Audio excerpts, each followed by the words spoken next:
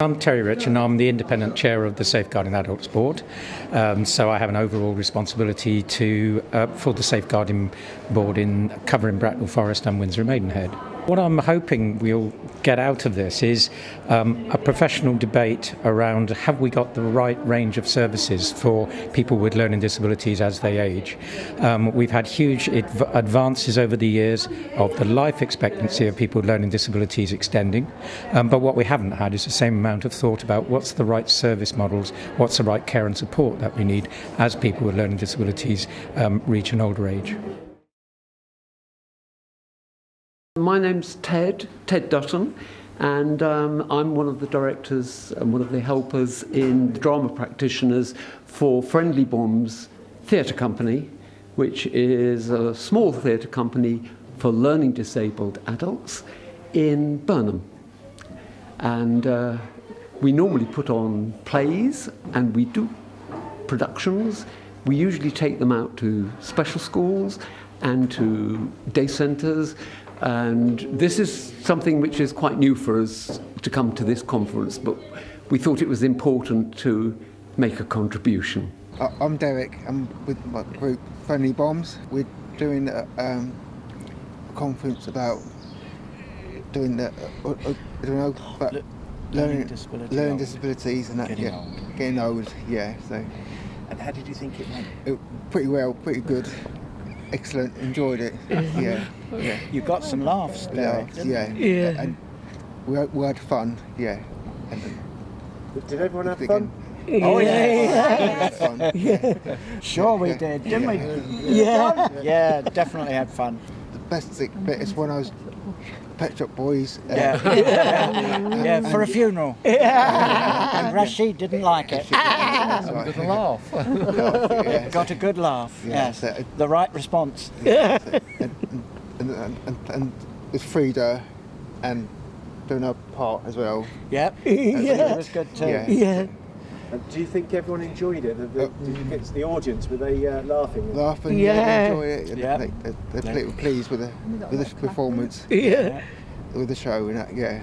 My name is Julie Foster. I was the author of the Safeguarding Adult Review that instigated this conference. So I was invited by the board to come and tell people about some of my findings. What I did is I wrote the Serious Case Safeguarding Adult Review, which was published on the board website last year. So I told everyone a little bit about that. I also told them about some work that we've been doing in Torbay. So I've got a prop here, a pack of cards. So this is the Torbay Care Charter, which was produced with some lottery funding to involve people living in care homes to set out what they wanted to receive from their care. I think the first bit, the Friendly Bombs, brought the whole thing really alive for me, and I thought some of it was really moving, particularly turning down the music when they were busy dancing. And I just think it's some of those small things, little details, which can have such a huge impact on people's lives. Well, my name is Anne Corrigan. I work for a company called Certitude, but the project is called the Treat Me Right Project, which has been going for 10 years. I'm Madeline Kupuweki from the National Development Team for Inclusion. So we were invited here today to share some perspectives of growing older well, having a good later life with a learning disability, thinking about the roles of social care and community, and how we make sure that the views of people with a learning disability are part of that. We were like a double act. We've never done it before. I was just making it more comedy to make it more... Because even though it's a serious topic, it's just I wanted to, so them lot don't fall asleep, just to keep them on their toes.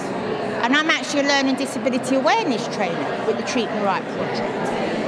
And one of the things somebody said actually that struck them after we were talking was the kind of later life transitions that most of us expect in our lives aren't always naturally there for someone with a learning disability. And we need to think about earlier life, having a job and so on, in order for us to be able to move and transition into a kind of a positive and a good aspirational later life. Because not only that, it could be like something with a hidden disability and you can't always see. I'm Fiona Lisney. I'm a consultant in palliative medicine from Frimley Health, Wexham Park Hospital. So I was asked to come to give a presentation on identification of dying and prognostication in patients with learning disabilities. So I think it's about building relationships between health and social care, trying to understand the roles that different agencies and different clinicians and professionals play, try to raise the awareness of the issues that we have in healthcare systems for helping people making the right decisions at the right times, and if possible maybe improving the identification rate of people who are at high risk of dying in the next year. I think it's been fantastic so far. I'm looking forward to the afternoon, but it's been a very varied, very stimulating, quite uplifting actually. I loved the drama presentation. My name's Chelsea Bridges. I'm Safeguarding Coordinator at Royal Berkshire Fire and Rescue Service. Hi there, I'm Felicity Screen. I'm a firefighter for Royal Berkshire Fire and Rescue Service, but today I'm representing the safety education team. So I'm here today to talk a little bit about the national picture around vulnerability and fire safety and the fire safety and specialised housing guidance, and how we can work together as partners to ensure the vulnerable people are safe. And I'm going to be talking about our Adults at Risk programme. In Royal Berkshire we have this programme to assist people that are vulnerable, living at home or supported housing or under any capability at all. They are supported by other members of the public, maybe it's family or maybe it's agencies feeding in. And we provide education to assist them to give the best advice to the vulnerable person so that they can help them lead a safe, fulfilling life. We've really enjoyed today, and it's been a real positive outlook for the people who are ageing in our communities who have a learning disability. So today has been incredibly good for us because we want to feed everything into this vulnerable person's life, and to be a part of that means that we can fulfil the fire safety aspect and work with all the partners so that we're providing a full care package for the vulnerable people in Berkshire. I'm Robert Tunmore and I'm the Regional Coordinator for the South of England for the Learning Disability Mortality Review programme. Well, I'm here today to really raise awareness across health and social care professionals, and I think some of the advocacy services that are here as well, around the LEADER programme and why it's so important that we have learning from deaths by completing the reviews of people who've died of a learning disability in the area. So that will contribute to improvements in care, improvements in services for other people, which I think in turn will mean that people with learning disabilities will have a better quality of life all round. Well, today's been a really important day actually, meeting up with safeguarding leads, with carers, with professionals who are involved in health and social care to look at how they can best improve the lot of people with learning disabilities, because we know they're dying up to nearly 30 years sooner than people without learning disabilities. For men and for women it's slightly different. Men have a better, relatively better life expectation, but it's still 23 years less than men without a learning disability.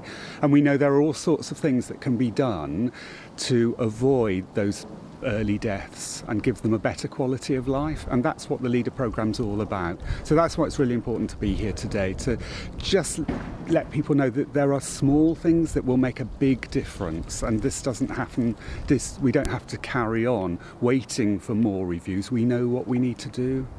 What I really hope to get out from today is really a greater awareness of what the LEADER programme is all about, but also actually how people here can be involved in it. One of those ways is by becoming a reviewer, and there's e-learning online for people to help do that, and they also get local support through their local area contact, and there's a peer group for reviewers too.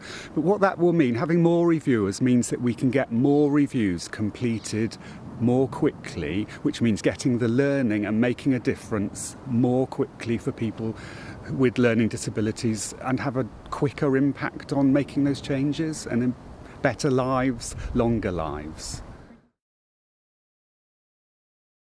Hi, I'm Philip Cook. I'm the manager of Involved Community Services. We're a local charity in Bracknell Forest, and we support the local voluntary and community sector. So we have the voluntary sector seat on the Safeguarding Adults Board, so I'm aware of this. I was aware of this event anyway. But because we support local voluntary groups, many of whom work with people with learning disabilities, it's interesting to understand a bit more about people with learning disabilities, the ageing well, the process, and the whole journey, I suppose, the whole picture. people come to us for help and advice, it's helpful if we can then pass on some of the learning onto them.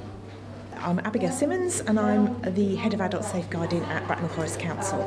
What I hope is that everyone will go away with a better understanding of the issues around people who are ageing with a learning disability, and they will make plans about how they're going to work with that in the future. I'm Mark from the ARC Trust and Health Watch Bracknell Forest. And what I'm hoping to get out of the day is a better understanding of what's going on in the world of learning disabilities and particularly mortality review stuff. My name is Louise Kerfer. I'm Head of Integrated Learning Disability Services for Windsor, Ascot and Maidenhead, and I'm employed by Optalis. I've come along today, I think, to increase my understanding of the SAR review and lessons that we can learn from that and take forward and put into practice, because I'm responsible for an integrated team of social workers and health staff. I'm finding it really enjoyable. What I particularly like is the inclusivity and how people with learning disabilities have been put very much at the forefront of this with the Friendly Bombs drama session. And Anne, I think it's fabulous, and I think it really makes it much more meaningful when you put somebody with a learning disability at the centre of this. I'm Peter Bedser. I'm an advocate working with CAP advocacy across most of Berkshire now. The reason for coming is because we provide CAP advocacy, provide a service across Berkshire, and the current theme seems to be that as people are getting older, there's more of a need for advocacy to make sure that the people have got a voice in the care that they receive. I've really enjoyed the talk with the lady with learning disabilities, talking about what was important for her with regard to the ageing process, and telling the social workers what they should be doing, which I thought was great. My name is Francis Joma. I'm a care and supported housing contract manager with Hightown Housing Association. I've come in today just to go through the whole program. I was involved in the Safeguarding Adult review that was presented today, and I've also seen that on the program, especially the talk that was given by Anne, she touched on a lot of things that are quite relevant and things that need resolving in social care and in health today. I also wanted to see how the Safeguarding Adult review, the outcomes, and again, if we have learned any lessons from that review, and in terms of outcome from this is just to see what the solutions would be for the things that came out of this Safeguarding Adult review, any lessons learned, how we can make things better for people with learning disabilities, especially when they visit hospitals. My name's Alison Wakeling. I'm an Adult Safeguarding Officer for the Emergency Duty Service, and we cover Berkshire. I've come today particularly because I find the area of physical disability, particularly in older adults, very challenging, and I found this speaker this morning very provocative, in as much as the lady came from somebody that represented from